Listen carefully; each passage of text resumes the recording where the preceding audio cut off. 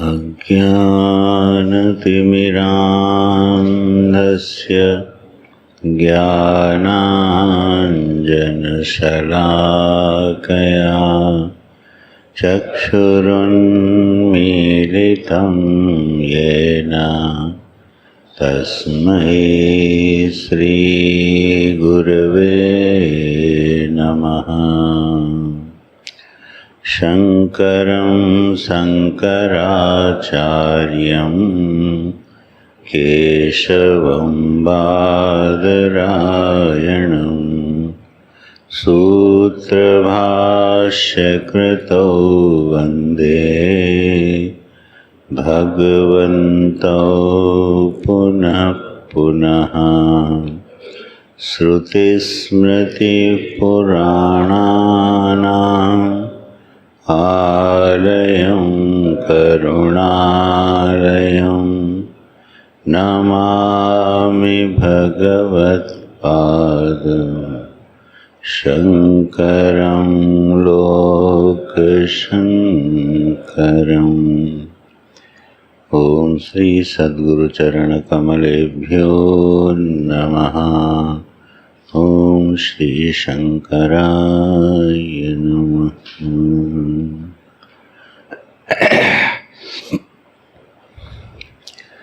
वासुदेवेन्द्र योगीन्द्रम्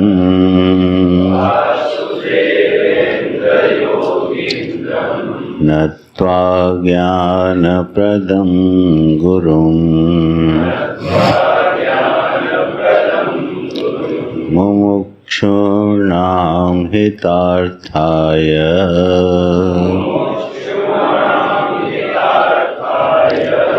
तत्त्वबोधोऽभिधीयते।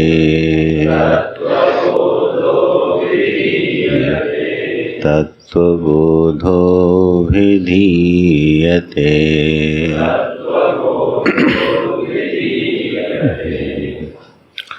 पाठ करते हैं। साधन चतुष्टय संपन्नाधिकारिणां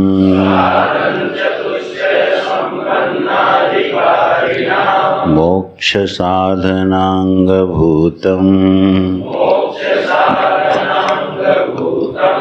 तत्त्वविवेक प्रकारं वक्ष्यामः।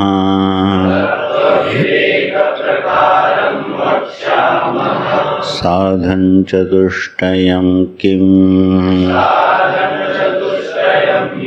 नित्यानित्यवस्तु विवेकः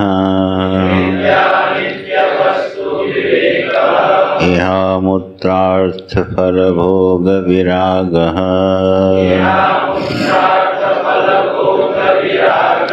समाधिषट्कसम्पत्तिः मुमुक्षुत्वं चेति। नित्यानित्यवस्तु विवेकः कः? नित्यं वस्त्वेकं ब्रह्म तद्व्यतिरिक्तं सर्वमनित्यमयमेव। नित्यानित्यवस्तु विवेकः इहामुत्रार्थफलभोगविरागः कः?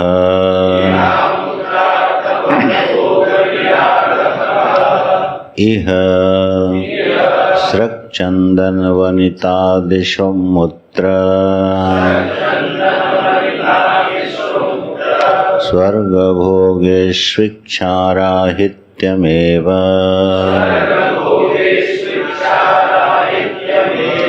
समाधिषट्कसम्पत्तिः का? शमोदम उपरतिस्तितिक्षा श्रद्धा समाधानं चेति। शमः कः? अंतरिंद्रिय निग्रह दमः कः बाह्येन्द्रिय निग्रह उपरतिः का प्रपंचेभ्यः उपरमणम् तितिक्षा का शीतोष्णादिद्वन्द्वसहिष्णुत्वम् श्रद्धा का गुरुवेदान्तवाक्येषु विश्वासः समाधानं किं चित्तैकाग्रता मुमुक्षुत्वं किं मोक्षो मे भूयादिति दृढेच्छा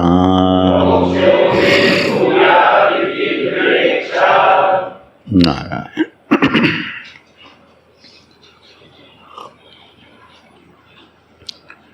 तो साधन चतुष्टय संपन्न अधिकारी, तो अधिकारी विषय संबंध और प्रयोजन में अनुबंधित यह ग्रंथ अधिकारी की मीमांसा से प्रारंभ करते हैं। अधिकारी कौन है? जो साधन चतुष्टय संपन्न है। तो साधन चतुष्टय क्या है? तो बोले विवेक, वैराग्य, षट्क संपत्ति और मुमुक्षा, ये चार जो हैं वो साधन हैं। ठीक है।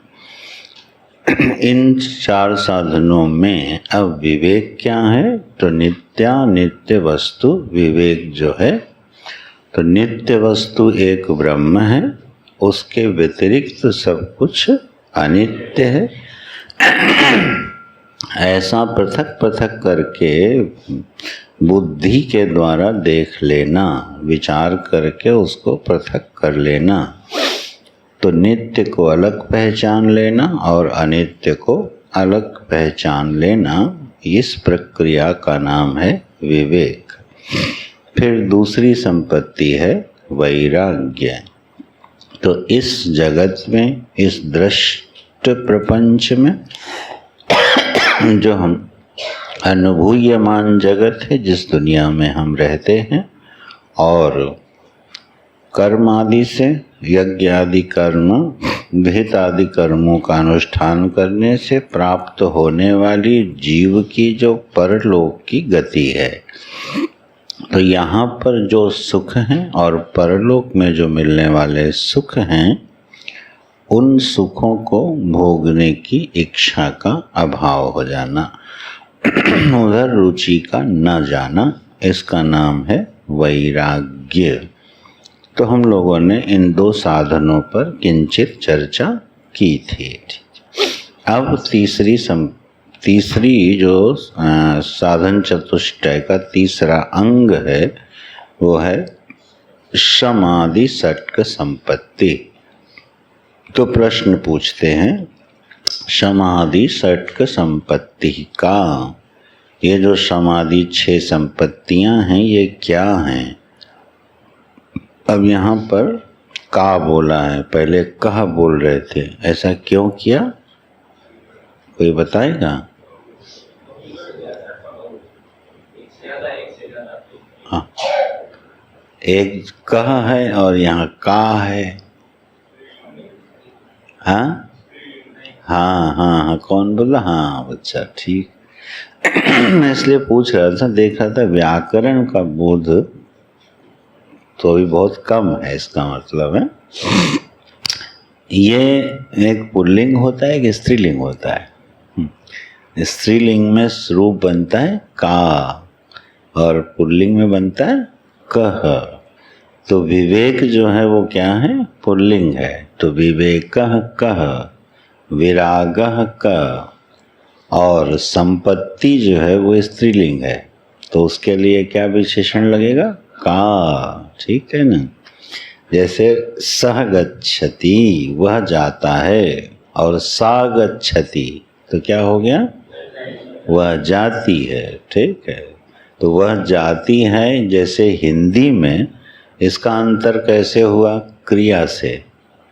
जाता है तो पुरुष हो गया और जाती है तो स्त्री हो गया। भेद कहाँ से हुआ, क्रिया से। और यहाँ भेद कहाँ से है, पुरुष से। सह बोलने से पुरुषवाचक हो गया और सा बोलने से स्त्रीवाचक हो गया। तो उसी के ये विशेषण हैं। अच्छा जी। तो नारायण, तो शम आदि षटक संपत्ति का, ये जो शम आदि 6 संपत्तियां हैं ये क्या हैं, इनको भगवान भाष्यकार ने क्या कहा, संपत्ति। ठीक है, तो इस पर चर्चाएं हुई थी कि जीवन की असली संपत्ति क्या है। ठीक है, जो अंतर के गुण हैं, विवेक वैराग्य आदि, यह मनुष्य की असली संपत्ति हैं। ठीक है। तो यहाँ क्या है 6, तो बोले शम, दम, उपरति, तितिक्षा, श्रद्धा और समाधान। ये जो 6 गुण हैं, यही 6 गुण जो हैं 6 संपत्तियां हैं। ठीक, अब एक एक का लक्षण करते हैं। शमः कह, सम क्या है, नारायण।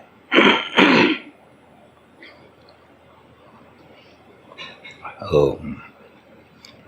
शम क्या है, तो बोले अंतर इंद्रिय निग्रह।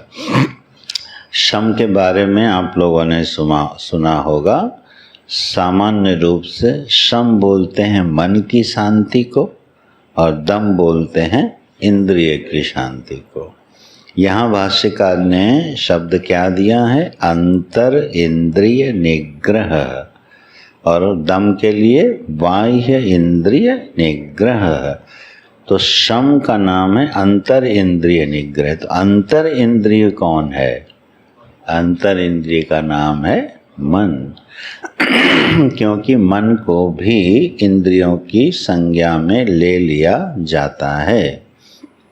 मनः षष्ठानि इंद्रियाणि प्रकृतिस्थानि कर्षति। गीता में भगवान ने खुद ही मन को इंद्रिय मान लिया है। तो विभाग हो गया, एक अंतर इंद्रिय है और एक बहिरिंद्रिय है। तो यह जो मन है इसका निग्रह हो जाना। निग्रह माने होता है अपना नियंत्रण स्थापित हो जाना। एक मोटा मोटा इसका अर्थ है नियंत्रण स्थापित हो जाना, उसके ऊपर कंट्रोल हो जाना। तो मन का हमारे क्या हो जाना, अधीन हो जाना। बोले ये तो बहुत ही बड़ी संपत्ति हो गई ये तो, क्योंकि मन के अधीन तो सब कुछ दिखाई देता है। तो बोले मन भी क्या हमारे अधीन हो सकता है, मन का भी नियंत्रण हो सकता है क्या? अगर नहीं हो सकता तो यह प्रसंग आता ही नहीं। असंभव की चर्चा नहीं होती है शास्त्र में। ऐसा कोई साधन चर्चा में नहीं किया जाएगा जो हम आप कर ही न सकते हो। तो इसका मतलब यह संभावना पूरी है कि मन को वश में किया जा सकता है। ठीक है, अभ्यासेन तु कौन्तेय वैराग्येण च गृह्यते, गीता में भी साधन बताया है। तब यह जो मन है इसको हम अपने अधीन में रखें, इसका स्वरूप क्या बनेगा और इसका अभ्यास क्या बनेगा। मन जो है वो आगे बताएंगे इसका स्वरूप क्या है, संकल्प विकल्पात्मक आदि। यह जो विचारों का एक प्रवाह है, एक नदी सी बहती है, एक धारा सी बहती है, इसी विचारों के, संकल्पों के बहते हुए प्रवाह को मन कहा जाता है। ठीक है, मन की पहचान क्या है? वो संकल्प विकल्प रूप होता है। तो यह जो मन है, यह कहाँ अनुभव में आता है? मन अंदर हमारे जो अंतःकरण है, वही अंतःकरण निरंतर एक विषय का प्रवाह बना के रखता है। उसी प्रवाह की जो अनुभूति होती है, वही मन की अनुभूति है। मन को हम किस प्रमाण से जानते हैं? जैसे यह पुस्तक है, किस प्रमाण से जानते हैं? नेत्र प्रमाण से। ठीक है। तो मन जानते हैं, इसका प्रमाण क्या है? प्रमाण माने ज्ञान का साधन क्या है, उसको प्रमाण बोलते हैं। तो ज्ञान का साधन ये मन जो है, ये किस चीज का नाम है? इसका रूप क्या है, इसका रंग क्या है, इसकी आकृति क्या है? तब कैसे व्याख्या करोगे? ना इसका कोई रूप दिखाई देता है, ना रंग दिखाई देता है, ना आकार है, ना वजन है, ना तौल सकते हो, ना आँख से देख सकते हो। तो बोले फिर ये क्या चीज़ है? किस प्रमाण से जानी जाती है? साधन क्या है जानने का? तो यह साक्षात जो है हमारी अनुभूति का साधन बनता है। मन जो यह प्रत्यय है, प्रत्यय माने जो विचार हैं, अब ये विचार जो हमारे अंदर निरंतर उठते रहते हैं, ये कहाँ से आते हैं? निरंतर एक विचारों की धारा बहती है, वो कहाँ से चली आ रही है? और सभी मनुष्यों के अंदर बहती है। ठीक है ना? ऐसा कोई प्राणी नहीं है, मनुष्य नहीं है जिसके अंदर ये विचारों का प्रवाह न चल रहा हो। तो ये विचारों का जो प्रवाह चल रहा है, इसके चलने की गति, रीति, प्रकृति अगर पकड़ में आ जाए तो मन के ऊपर नियंत्रण आसान हो जाएगा। तो इसके स्वरूप को थोड़ा समझना होगा। विस्तार से तो हम लोग जब सूक्ष्म शरीर का अध्ययन करेंगे तब पढ़ेंगे। अभी साधन का विषय चल रहा है। तो यह जो मन है, यह हमारी बात माने, बस इसका नाम है शम। अभी इतनी परिभाषा रख लो। यह मन हमारी बात मान ले। जिस समय हमको जिस कार्य में इसको विनियोग करना हो, उस समय यह इस कार्य में लग जाए, उसका नाम है शम। फिर से ध्यान रखना, मन की शांति का नाम शम नहीं है। शब्द क्या दिया है? निग्रह। ठीक है, मन शांत हो गया, उसको शम नहीं कहते हैं। गहरी नींद की तरह चुप हो गया और हम सो गए, या शांति का अनुभव हो रहा है, मन में विचार कम आ रहे हैं, उसका नाम शम है, ये नहीं है। मन की शांति का अर्थ नहीं है शम। शम का मतलब है कि हमारा मन एक करण के रूप में प्रयोग होता है और इसका प्रयोक्ता माने अहम, मैं इसको अपनी इच्छा के अनुसार प्रयोग करने में सक्षम हो जाऊं, उस अवस्था का नाम है शम। शांति से बिल्कुल अलग रखना है इसको। ठीक है। तो ऐसा हम लोगों के सभी जीवों के, प्राणियों का अनुभव है कि कई बार तो मन हमारा चुने हुए काम में लग जाता है और कई बार बिल्कुल लगता नहीं है। तो यही अंतर विज्ञान है। इसी को थोड़ा समझना और चिंतन करना कि ऐसा क्यों होता है। तो मन जब हम अध्ययन करना चाहें तो उस समय अध्ययन करने की आज्ञा उसको मिले और वो अपना काम करने लगे। ठीक है, ये सब बड़ी टेक्निकलिटीज़ हैं अंदर की। मन जो है वो करण स्थानी है। करण माने होता है इंस्ट्रूमेंट। ठीक है, अंतःकरण बोलते ना, करण बोलते हैं इंस्ट्रूमेंट को। तो जो करण होता है, कोई इंस्ट्रूमेंट होता है, उसका कोई प्रयोग करने वाला होता है कि वह खुद ही प्रयुक्त होता रहता है? होता है ना, तभी तो करण कहोगे। अब मान लो टेबल पे पेन रखा है, तो पेन लिखने का करण है कि नहीं है? साधन है, करण है। कभी ऐसा देखा क्या कि पेन अपने आप ही कुछ लिख गया? आप पहुंचे, पता चला लेटर लिखा रखा है, किसने लिखा? पेन ने ही लिख दिया। ऐसा होता है? कभी नहीं होता। करण स्वतंत्र नहीं होता है, करण का कोई ना कोई प्रयोक्ता होता है। और मन है क्या? करण। अब ये कैसा करण है? इसका प्रयोक्ता जब प्रयोग करे तभी तो ये प्रयुक्त होगा। लेकिन ऐसी अनुभूति है क्या? ये तो अपने आप चलता रहता है। तो ये तो अजीब सा करण हो गया जो अपने आप काम किए जा रहा है। लेकिन ऐसा होता नहीं है, हो नहीं सकता। मन करण स्थानी है और वो अपने आप कभी चल नहीं सकता। कौन चला रहा है इसको? बोले भैया इसका प्रयोक्ता ही इसको चलाता है। प्रयोक्ता कौन है? मैं। तो मैं हो गया प्रयोक्ता और मन हो गया करण। लेकिन ये अजीब सा करण है, ये मेरी बात ही नहीं मानता, प्रयोक्ता की बात ही नहीं मानता ये। तो फिर करण कैसे हो गया? इसी विज्ञान को थोड़ा समझना। जब सूक्ष्म शरीर का वर्णन आएगा तब इस पर हम लोग विस्तार से चर्चा करेंगे। मन करण है, तो करण है तो भैया प्रयोक्ता के अधीन ही तो होगा। लेकिन सबका अनुभव यही है कि मन जो है किसी के बस में आता नहीं है। अर्जुन तक का प्रश्न यही है कि मन बड़ा चंचल है, इसको पकड़ना बड़ा मुश्किल काम है। ये बड़ा उपहासास्पद प्रश्न है।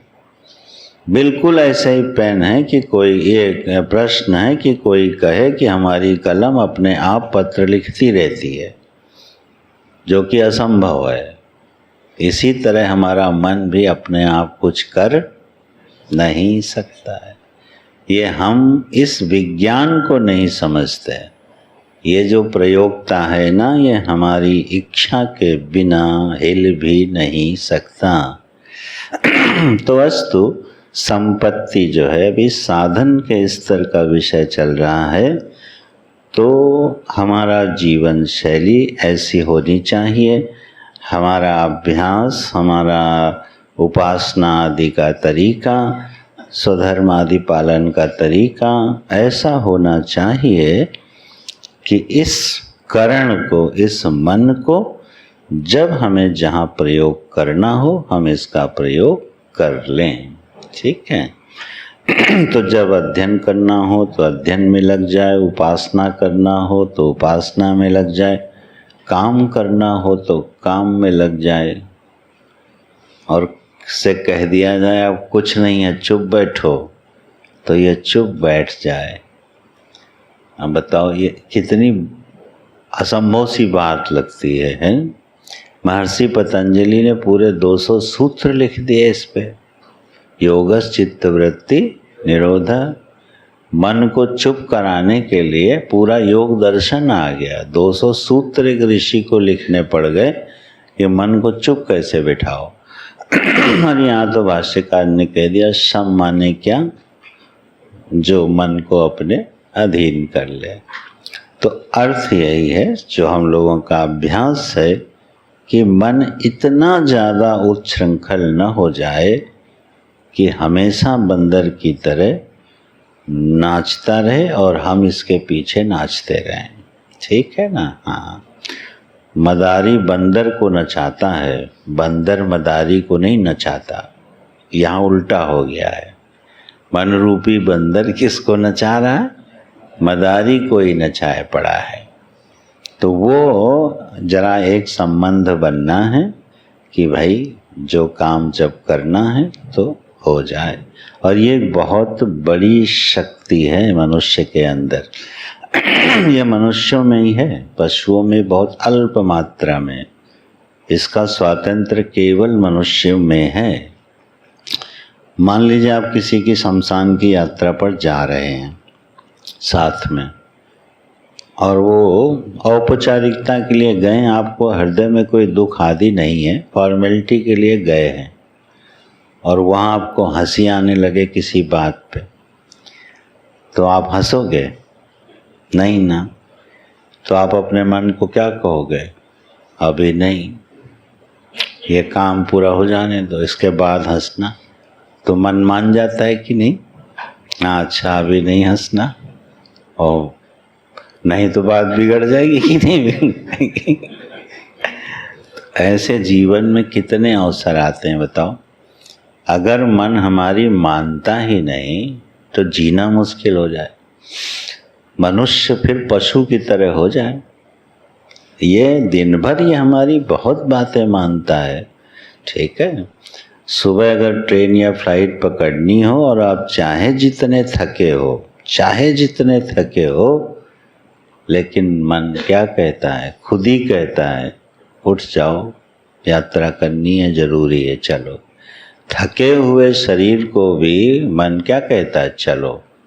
अब ये बात मान रहा है कि नहीं मान रहा? तो मन प्रयोक्ता के अधीन ही होता है।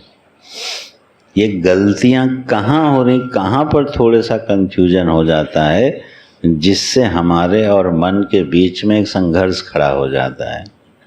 उसको बुद्धिमानी से सुलझा लेना चाहिए।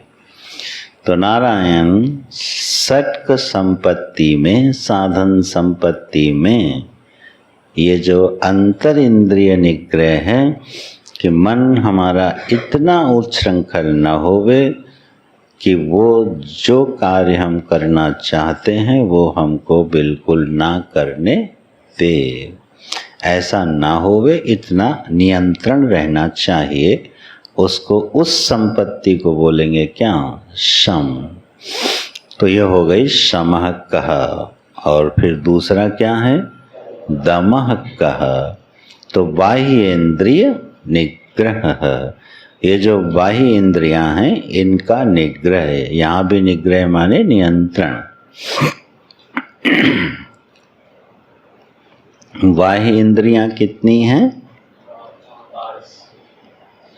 5 कैसे हैं भाई? तो इंद्रियां तो 10 हुई ना। जब ये पूछा जाए कि कर्म इंद्रिय कितनी हैं तो आएगा 5। ज्ञान इंद्रिय कितनी है? 5। 4 कौन बोला भैया? तुम तो यार गणने बिगाड़ दिए। 5 ज्ञान इंद्रिय हैं और 5 कर्म इंद्रिय। तो प्रश्न पूछा जाए इंद्रियां कितनी हैं तो क्या उत्तर आना चाहिए? फिर भी गलत है। 11।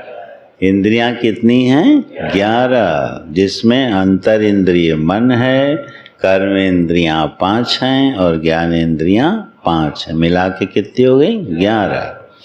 यहाँ दम जब कहा तो क्या कहा? बाह्य इंद्रिय। तो बाह्य इंद्रिय का अर्थ हो गया मन को छोड़ करके। ठीक है, मन को छोड़ करके। आप 2 मिनट शायद बुद्धि उलझाते हैं आपकी थोड़ी देर के लिए उसका ही मजा लेना चाहिए। एक शब्द आया अंतर, एक शब्द आया बाह्य। ठीक है, हाँ। तो विशेषण जो होता है, जो विशेषण लगता है, उसकी परिभाषा क्या है? विशेषण की परिभाषा है विद्यमाने सति इतर व्यावर्तकत्वम विशेषणम।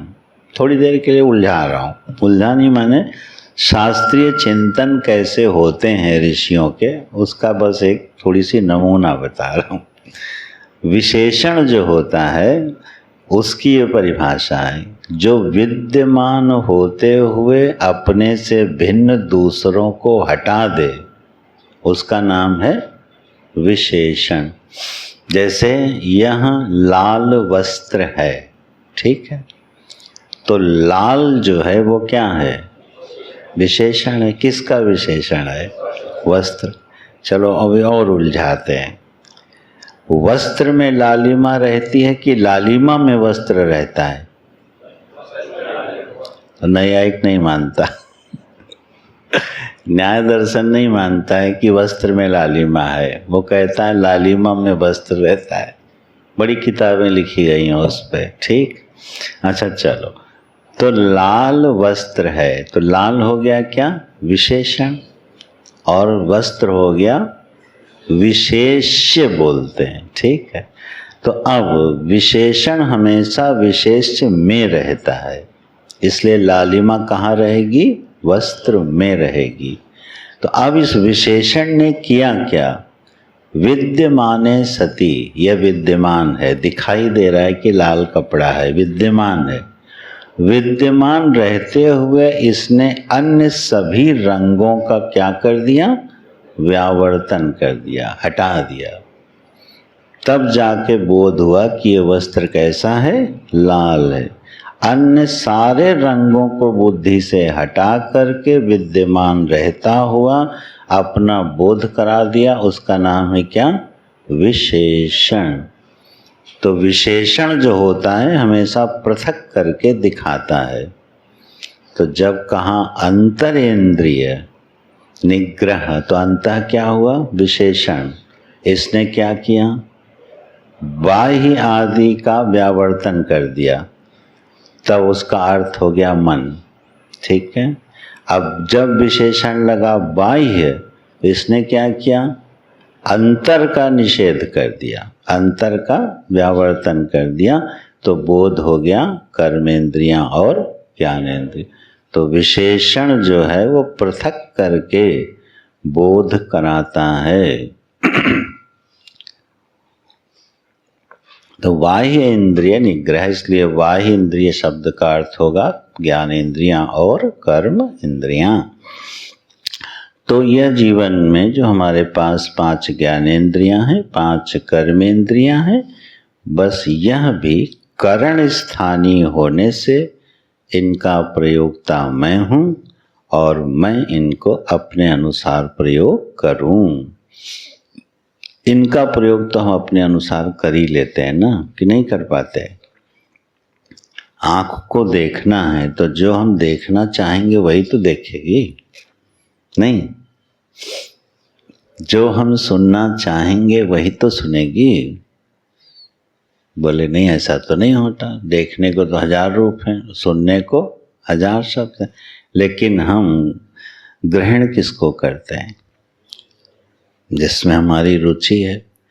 तो इसका मतलब देखने, हजारों चीजें दिखने पर भी हम देखेंगे क्या? जो हम देखना चाहते हैं। तो भद्रम कर्णेभिः शृणुयाम देवा भद्रम पश्येमाक्षभिर्यजत्राः। हे परमात्मा, हमारे सामने भद्र रूप आवें, भद्र शब्द आवें, ये प्रार्थना है। तो शब्द हैं, रूप हैं, यह दुनिया में फैले पड़े हैं, लेकिन हर रूप को देखना है और हर शब्द को सुनना है, ये तो जरूरी नहीं है। जब हम बाजार जाते हैं सामान खरीदने, तो भैया एक ही दुकान या 2 ही में तो जाते हो ना, जो सामान चाहिए, है ना। लेकिन टाइम पासू लोग कहाँ, हर दुकान में जाते हैं, खरीदते कुछ भी नहीं है और पूरी बाजार घूमते हैं। तो जिनका निग्रह नहीं है इंद्रियों पे, उनकी हालत यही है, संसार रूपी बाजार में घूमते रहते हैं, लेना देना कुछ नहीं है, ठीक है। कुछ लोगों की आदत होती है कि यात्रा करते समय राह में जितने बोर्ड आते हैं उन्हीं को पढ़ते जाते हैं। खाली बैठे हैं कार में तो क्या कर रहे हैं? बोर्ड ही पढ़े जा रहे हैं। विज्ञापन के बोर्ड आते हैं, दुकानों के बोर्ड आते हैं, पढ़े जा रहे हैं। कोई प्रयोजन है पढ़ने का? नहीं है। तो ये यहाँ क्या है? फालतू का काम हो रहा है। तो हमारी इंद्रियों से जो विषय हमने चुना है उसी के अनुसार कर्मेंद्रियां और ज्ञानेंद्रियां व्यवहार करें। इन सब का विस्तृत वर्णन जो है हम लोग आगे पढ़ने वाले हैं। इनका अंतर्विज्ञान कैसे काम करता है। तो दम हो गया जब हमारे कर्मेंद्रियां और ज्ञानेंद्रियां हमारे अधीन रहें और जो हम कार्य करना चाहते हैं, प्रयोक्ता जो कार्य करना चाहता है उसमें सहयोग करें, ठीक है, और उसमें उपद्रव खड़ा ना करें। तो ये हो गया दमः, बाह्य और अंतर इंद्रिय निग्रह से शम दम हो गए। अब तीसरी संपत्ति है, इसका नाम है उपरति। अब इसके आगे देखो क्या लगा दिया, का। उपरति का, अब स्त्रीलिंग है शब्द उपरति, तो उसके लिए विशेषण हो गया का, सर्वनाम। का उपरति है। उपरति क्या है? बोले प्रपंचेभ्यः उपरमणम। जो प्रपंच है इस प्रपंच से थोड़ा क्या होना, उपराम हो जाना, इसको बोलते हैं उपरति। उपराम शब्द का प्रयोग हम सभी लोग करते हैं ना जीवन में। मैं अब अपने समस्त कार्यों से क्या हो गया, उपराम हो गया, ठीक है। जब कोई व्यक्ति रिटायर होता है तो क्या बोलता है, अब भाई मैं उपराम हो गया, ठीक है। तो ये उपराम जो है ये क्या है, निवृत्ति। तो प्रपंचेभ्यः उपरमणम, ये जो प्रपंच है ना, इस प्रपंच से थोड़ी निवृत्ति हो जाना, थोड़ा पीछे हट जाना, इसका नाम है उपरति, उपरमणम। बोले क्यों? प्रपंच, तो प्रपंच का तो माने है ये जो दुनिया है इसी का नाम है क्या, प्रपंच। प्रपंच शब्द हम लोग किस अर्थ में इस्तेमाल करते हैं? अरे भाई ये आदमी बड़ा प्रपंची है ना? किसमें?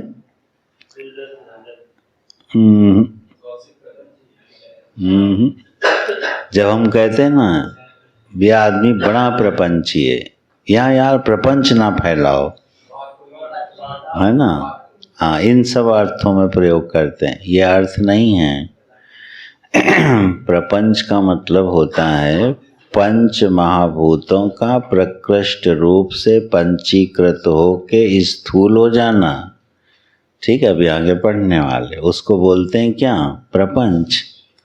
5 महाभूत हैं, ये प्रकृष्ट रूप से इकट्ठे हो गए तो स्थूल हो गए, जगत बन गए, उसको बोलते हैं प्रपंच। अब पता नहीं हम लोगों ने इसको कहाँ पहुँचा दिया इस अर्थ को कि ये बड़े प्रपंची हो गए। उसका अर्थ है कि जिस आदमी की बुद्धि बाहर की जो दुनिया है, संसार है, उसमें उलझी रहती है, उसका नाम है प्रपंची, ठीक।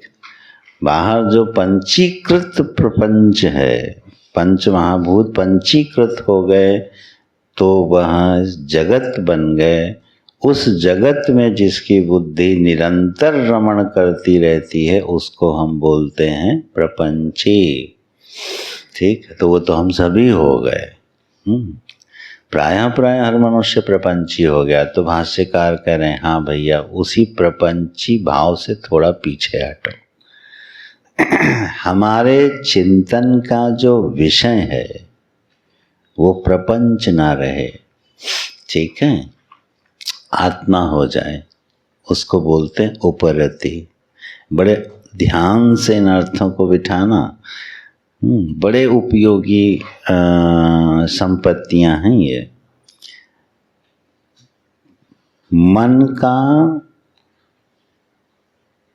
प्रपंच के विषय में चिंतन न करके उसके अधिष्ठान ईश्वर और आत्मा के विषय में चिंतन करने का नाम है उपरति, ठीक है। उपरति का बिल्कुल स्पष्ट यही अर्थ दिमाग में रखना। छोड़ दिया, बैठ गए, आराम कर लिया, उपराम हो गए, ये गौण अर्थ हैं। प्रपंचेभ्यः उपरमणम, प्रपंच में फंसी हुई बुद्धि का वहाँ से हट जाना, ठीक है, उपराम हो जाना, पीछे हट जाना। तो बोले प्रपंच से बुद्धि पीछे हटी तो गई कहाँ? बोले प्रपंच के मालिक के पास। तो जब यह बुद्धि कारणोन्मुखी हो जाए, और परिभाषा सुधार लो, कारणोन्मुखी हो जाए और कारण का अनुसंधान करने लगे, तो वो हो गई उपरति। केवल कार्य का भोग करती रहे और कार्य का उपयोग करती रहे, वो हो गई प्रपंची।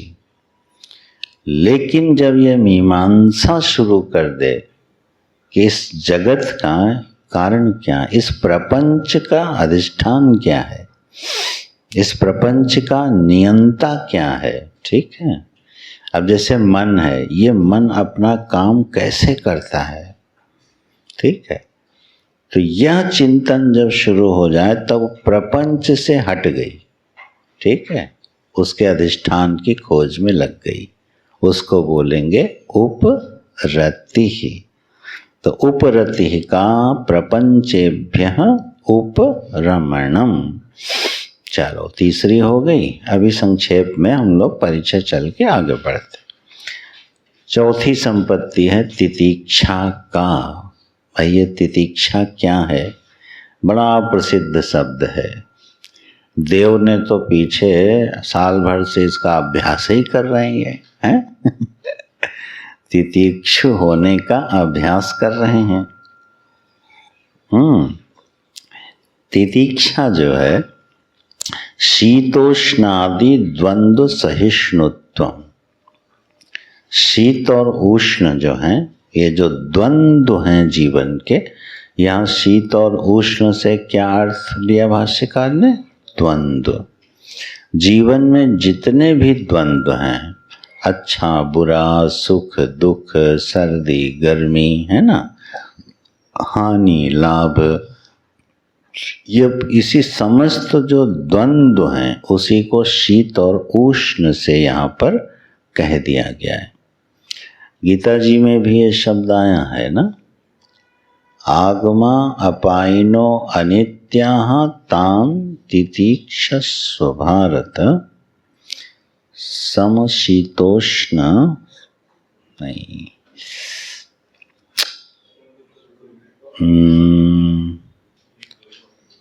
नहीं शीतोष्ण के साथ आता है, चलो देखता हूँ बाद में। वहाँ अंतर्द्वंद और बाहरी द्वंद्व दोनों को भगवान ने समेटा है।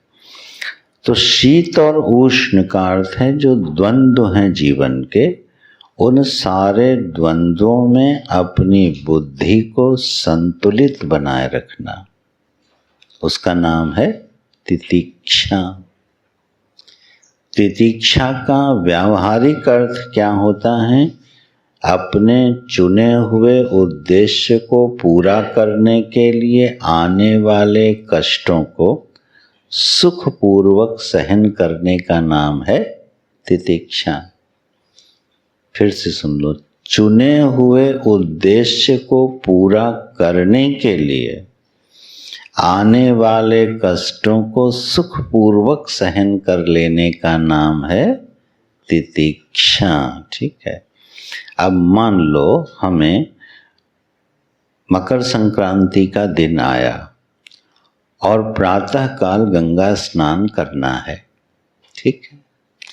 अब मकर संक्रांति में टेम्परेचर जानते हो कितना होता है? ठंडा। और अगर कहीं आप हरिद्वार या ऋषिकेश के क्षेत्र में, उस समय गंगा जी का टेम्परेचर कितना होता है। अब प्रातः काल आपको स्नान करना है, फ्रीजिंग टेम्परेचर, ठीक। लेकिन उद्देश्य क्या चुना है? आज मकर संक्रांति है, सूर्योदय से पूर्व पूर्व स्नान हो जाना चाहिए, ये उद्देश्य चुन लिया। इस उद्देश्य को पूरा करने के लिए अब कष्ट सहना पड़ रहा है कि नहीं, सर्दी सहनी पड़ रही है, उस शीत को सुखपूर्वक सहन करना, दुखपूर्वक नहीं, सुखपूर्वक सहन करने का नाम है तितिक्षा। और सभी लोग मकर संक्रांति के स्नान में ठिठुरते रहते हैं, जड़ाते रहते हैं, लेकिन कोई दुखी देखा है? बड़े सुखपूर्वक गंगा स्नान करते हैं, यद्यपि कष्ट उठा रहे हैं। तो परिभाषा बनी ना, चुने हुए उद्देश्य को पूरा करने के लिए जब कष्ट जीवन में आते हैं, द्वंद्व जीवन में आते हैं, उन द्वंद्वों को सुखपूर्वक सहन करना, इसका नाम है तितिक्षा। अब इसी को बढ़ाते जाना, इस परिभाषा को, सब जगह लगती जाएगी। बिना उद्देश्य के कष्ट सहना या तो मजबूरी होगी या मूर्खता होगी। ठीक, उद्देश्य कोई ना हो, ठीक है, और तपे धूप में खड़े हैं, तपे जा रहे हैं, क्यों? बस तपे जा रहे हैं, उद्देश्य कोई नहीं, तो या तुम पागल होगा कोई और या उसके पास छाया का स्थान होगा ही नहीं, या तो मजबूर होगा और या मूर्ख होगा। अनावश्यक रूप से कष्ट सहना ये नहीं होता, और ये कोई करता भी नहीं है। तो उद्देश्य जितने व्यक्ति ने जीवन में चुना, अब उसके लिए वो हर कष्ट सहने को तैयार है। ये बहुत दूर तक, माने पूरे जीवन को व्याप्त करने वाली परिभाषा है। जब कोई कर्तव्यनिष्ठ व्यक्ति अपने कर्तव्य का पालन करता है तो आने वाले कष्टों को सहन करता है कि नहीं करता है? अरे मैंने मुंबई में देखा है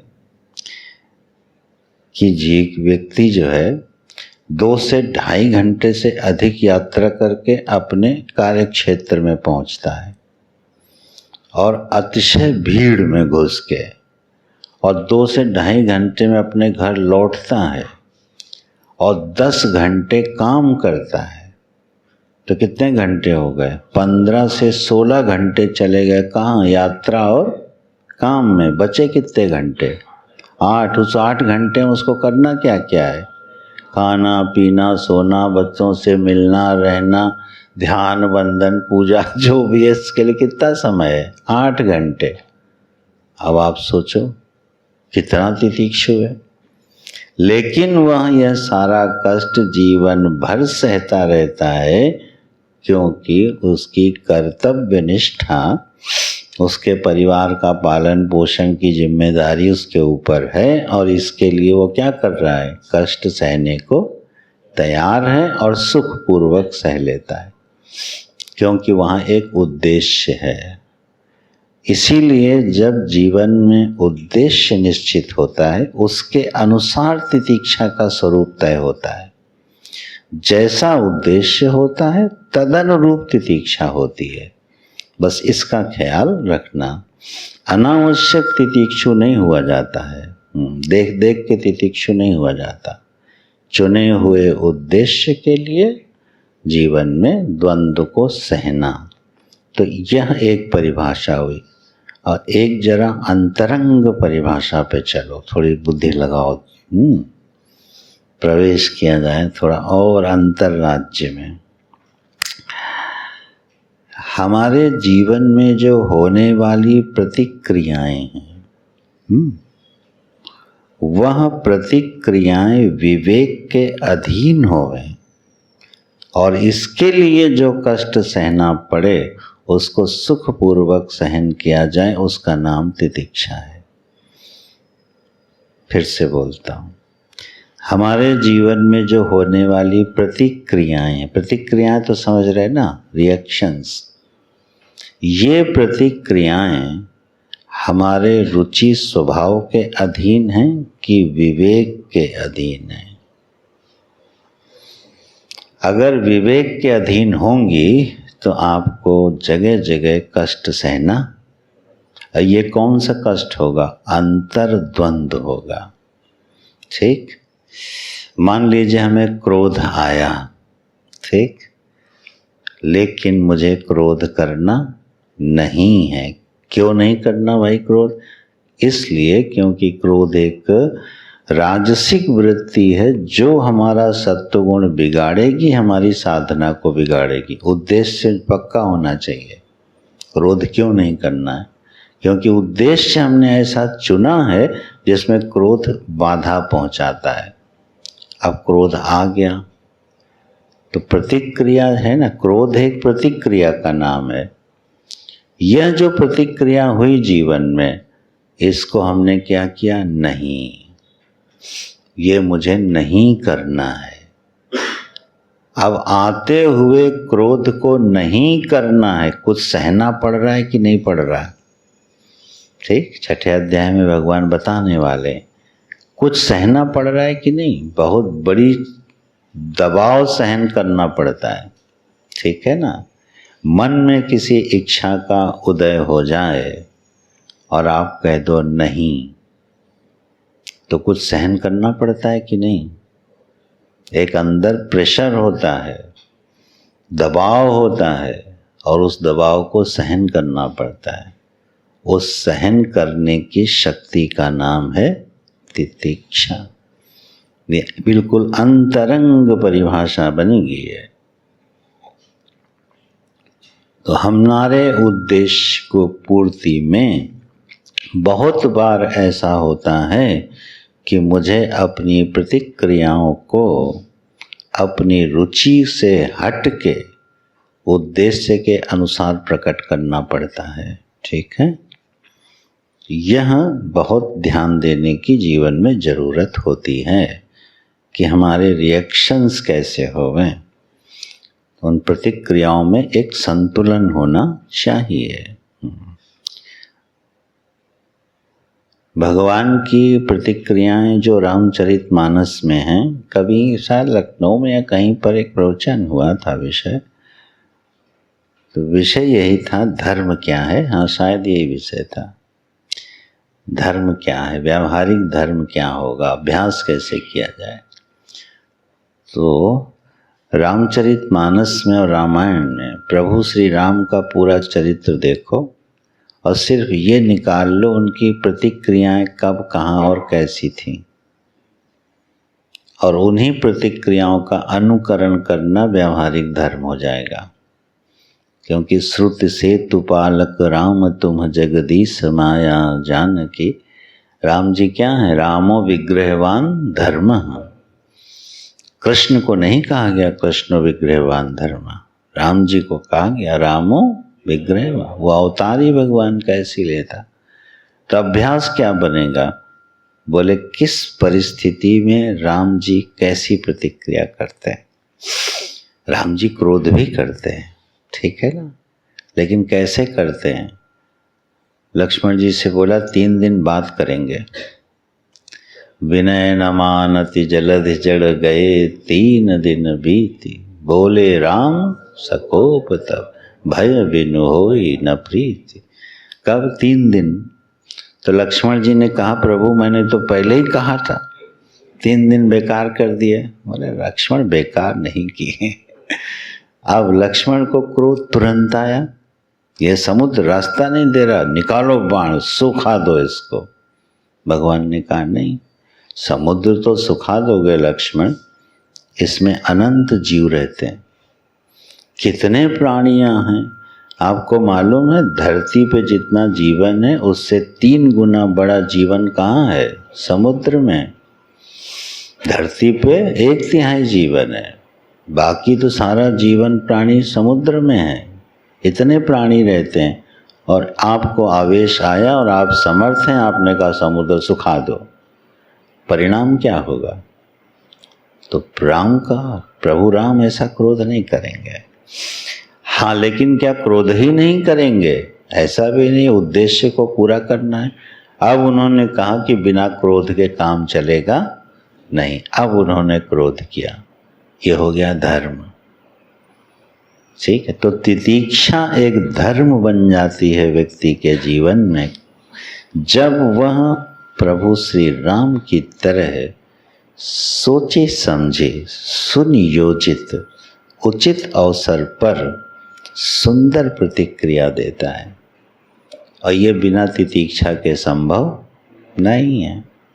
कुछ लोगों की वाणी जो है ना वो कठोर होती है, और ईमानदार लोग होते हैं, ठीक, तो वो क्या बोलते हैं, मुझसे सावधान रहना, मैं मुंह फट आदमी हूँ, साफ साफ बोलता हूँ, और इसमें बड़ा गर्व का भी अनुभव होता है। क्या, देखो जो बोलना है मुंह पे बोल देता हूँ।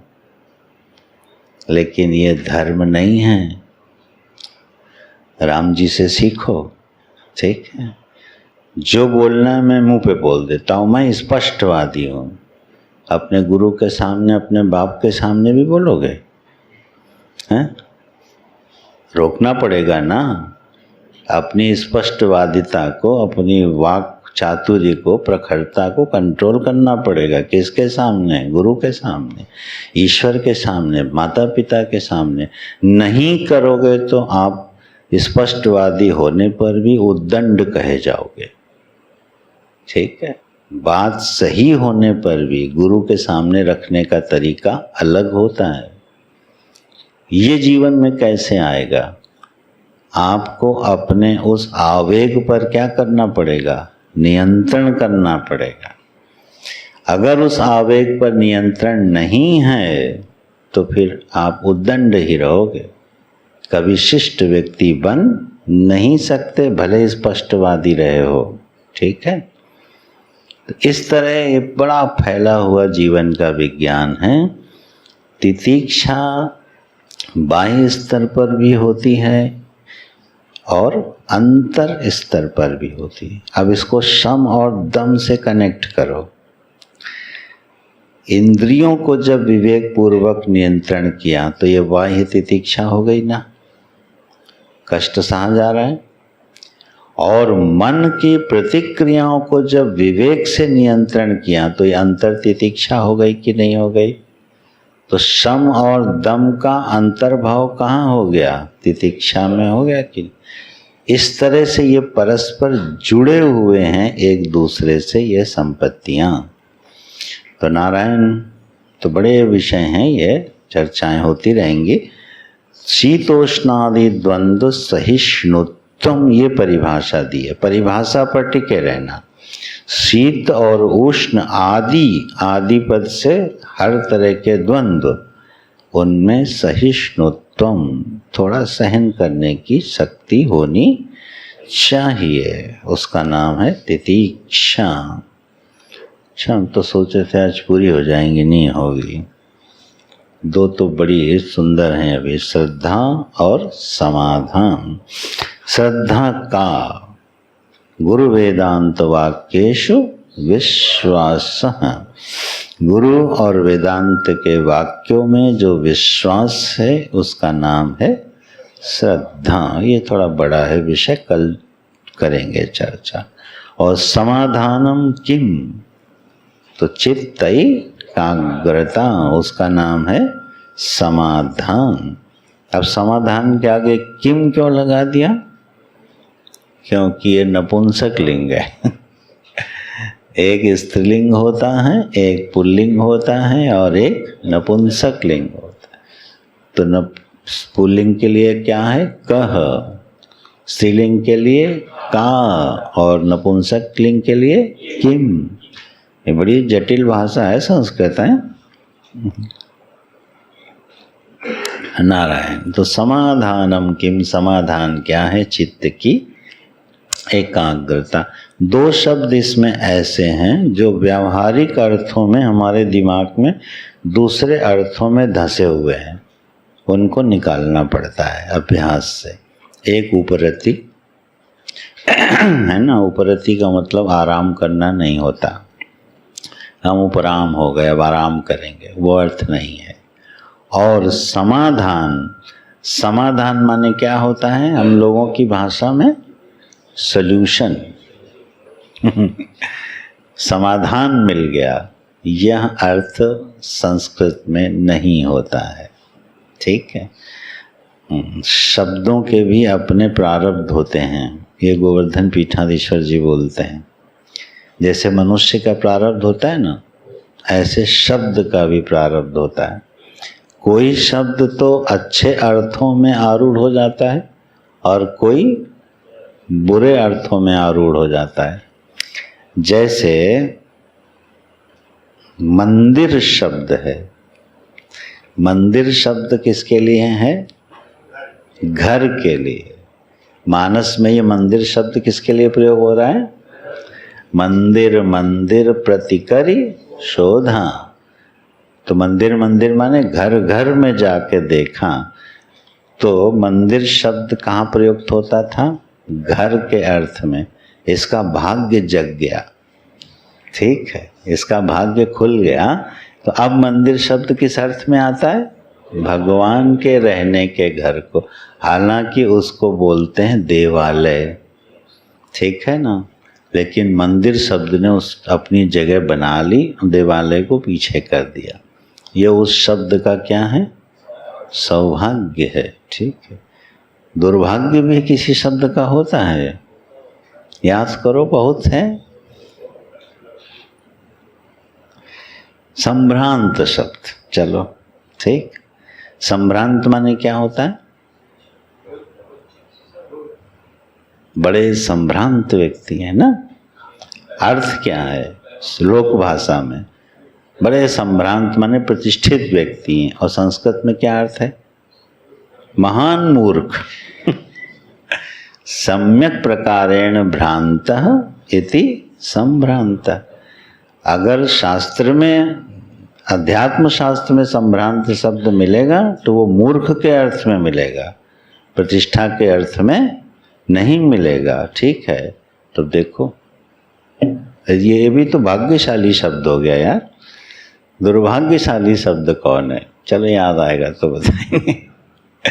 शब्दों के भी प्रारब्ध होते हैं, ठीक है। अर्थ होता कुछ है, जाता कहीं पर है, आरूढ़ कहीं हो जा, इतना आरूढ़ हो जाता है कि मूल शब्द तो बेचारा अपने अर्थ को खो के ही चला जाता है। और ये हिंदी और संस्कृत भाषा में बहुत हुआ है, बहुत हुआ है। अब समाधान शब्द है, कहाँ उठा के ले गए? सॉल्यूशन में। और समाधान शब्द का अर्थ क्या है? सम्यक प्रकारेण आधानम। अच्छी तरह से किसी चीज को उठा के रख देना, उसका नाम है समाधान। चित्त एकाग्रता, चित्त को चुने हुए विषय में उठा के रख देना, इसका नाम है समाधान। सम्यक आधान है, ठीक है ये। लेकिन कहाँ चला गया अर्थ? सॉल्यूशन ढूंढने में। समाधान मिल गया जीवन का। अब ये अर्थ इतना प्रसिद्ध है कि आप चाह के भी हटा नहीं। तो वहाँ से हटे चाहे न हटे, जब तत्वबोध पढ़ रहे हो तो वहाँ समाधान का मतलब है चित्त की एकाग्रता, सॉल्यूशन नहीं, नारायण। तो श्रद्धा और समाधान ये कल देखते हैं हम लोग। नारायण।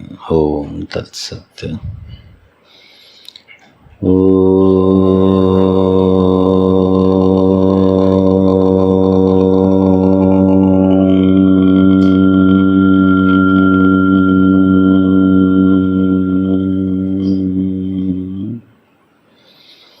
पूर्णमदः पूर्णमिदं पूर्णात् पूर्णमुदच्यते पूर्णस्य पूर्णमादाय पूर्णमेवावशिष्यते।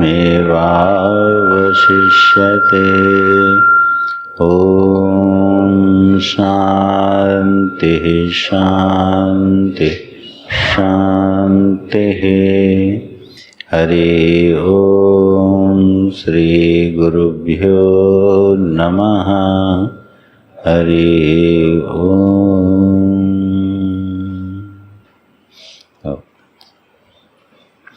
तो आज गणेश चतुर्थी है। गणेश चतुर्थी क्यों मनाई जाती है? गणेश जी का जन्म हुआ था। हाँ, आज हम लोग गणेश जी का जन्म हुआ था चतुर्थी के दिन, इसलिए गणेश चतुर्थी मनाई जाए। जब शिव जी का विवाह हो रहा था, ठीक, तो पंडित जी ने पूजा कराई और सबसे पहले किसकी पूजा कराई? गणेश जी। और गणेश जी तो पैदा ही नहीं हुए थे, गणेश जी तो आए विवाह के बाद ना, तो फिर कहाँ से हो? हाँ हाँ अधिदैव के रूप में विद्यमान है। ठीक, गणेश जी जो हैं, जो वेद में जब आप पढ़ोगे, ओम गणानां त्वा गणपति गं हवामहे, और